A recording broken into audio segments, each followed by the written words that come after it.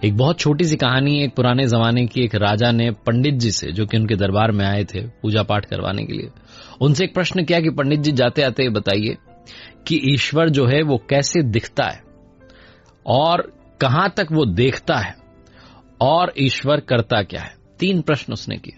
पहला प्रश्न यह था कि परमात्मा जो है वो कैसे दिखाई देगा, दूसरा था कि वो कहां तक देख लेता है, और तीसरा था कि वो करता क्या है। पंडित जी ने कहा कि मैं थोड़ा सोच विचार के आपको बताऊंगा। राजा ने कहा ठीक है, 1 महीने का समय दिया। पंडित जी घर गए, जाकर के सोचने लगे, विचार करने लगे कि क्या जवाब होना चाहिए, क्या जवाब होना चाहिए। वो 1 महीना बीतने को आया और उनकी जो टेंशन थी बढ़ती जा रही थी। उनका एक बेटा था, बड़ा होशियार बुद्धिमान था। उसने पिताजी से पूछा कि क्या हुआ, तो उन्होंने बताया कि राजा ने प्रश्न किए हैं, 3 प्रश्न, मुझे सवाल का जो है जवाब सूझ नहीं रहा है, क्या जवाब देना चाहिए। तो पंडित जी के बेटे ने कहा कि चिंता मत करो, 1 महीना पूरा होने पर मैं आपके साथ में चलूंगा और हर प्रश्न का जवाब दूंगा। पंडित जी ने कहा ठीक है, क्या जवाब है। तो उसने कहा नहीं, मैं वहीं बताऊंगा आपको भी। तो दरबार में पहुंचे, 1 महीना पूरा हो चुका था। पंडित जी ने कहा जी आपके जो प्रश्न थे उनके जवाब देने के लिए मैं अपने बेटे को लाया हूं, सारे सवालों के जवाब मिलेंगे। तो राजा ने कहा कि हाँ जी साहब बताइए, ईश्वर जो है कैसे दिखता है। तो जो पंडित जी का बेटा था उसने कहा कि महाराज क्षमा कीजिएगा, लेकिन ना तो आपने आदर सत्कार किया अतिथि का, सीधा आपने प्रश्न कर दिया, पानी भी नहीं पिलाया। ऐसे कोई पूछता है क्या। राजा को शर्म आई, लज्जा आई। तुरंत जो है दूध के गिलास मंगवाए गए।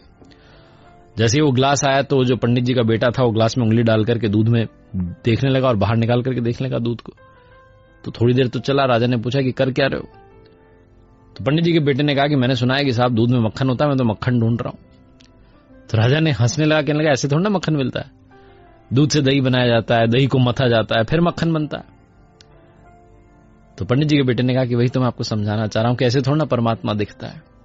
वो हर आत्मा के अंदर है, लेकिन नियमों का पालन करना होता है, अभ्यास करना होता है, ध्यान करना होता है, तब दिखाई देता है। राजा ने कहा ठीक है, चलो फिर मुझे दूसरे प्रश्न का जवाब दो कि परमात्मा कहां तक देखता है। पंडित जी के बेटे ने एक मोमबत्ती मंगाई, उसको जलाई और पूछा कि राजन बताइए इसकी रोशनी कहां तक जा रही है। राजा ने कहा चारों तरफ जा रही है। तो पंडित जी के बेटे ने कहा कि बिल्कुल सही, वो भी चारों तरफ देखता है, वो हमें दिखाई नहीं देता, लेकिन हमारी हर गतिविधि को देख रहा होता है, हमारे कर्म का हिसाब उसके पास में होता है।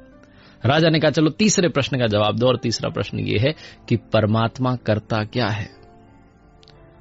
तो पंडित जी के बेटे ने पूछा कि आप ये प्रश्न मुझसे गुरु बनकर के पूछ रहे हैं या शिष्य बनकर के पूछ रहे हैं। तो राजा ने बड़ी विनम्रता से कहा कि मैं तो शिष्य बनकर के पूछ रहा हूं। तो पंडित जी के बेटे ने ताना मारा कि अच्छा आप ऐसे कैसे शिष्य हैं कि मतलब शिष्य तो सिंहासन पर बैठा है और जो गुरु है वो नीचे खड़ा हुआ है। तो तुरंत राजा अपने सिंहासन से उतर कर आया और कहा कि महाराज, पंडित जी के बेटे से कहा कि आप जाके बैठिए, महात्मा जी वहां। तो पंडित जी का बेटा जाकर के सिंहासन पर बैठ गया। राजा जो कि नीचे खड़ा हुआ था उसने फिर से पूछा कि बताइए ईश्वर करता क्या है। तो पंडित जी के बेटे ने कहा कि महाराज अब बताने के लिए रही क्या गया है, ईश्वर वो कर देता है जो अभी अभी हुआ है, पल में राजा को रंक बना देता है और मुझ जैसे रंक को राजा बना देता है। राजा ने शत शत नमन किया, प्रणाम किया और कहा कि आपके जैसे विद्वान से मिलकर के मेरी आंखें खुल गई, आज से आप हमारे राजपुरोहित घोषित होते हैं। बहुत छोटी सी कहानी जिसका सार हमें सिखाता है कि परमात्मा हमारे साथ है हर पल हर क्षण, बस हम उन्हें याद करना भूल जाते हैं। और उन पर विश्वास रखिए, वो राजा को रंक और रंक को राजा पल में बना सकता है। अपने कर्मों का ध्यान रखिए, आप भी एक दिन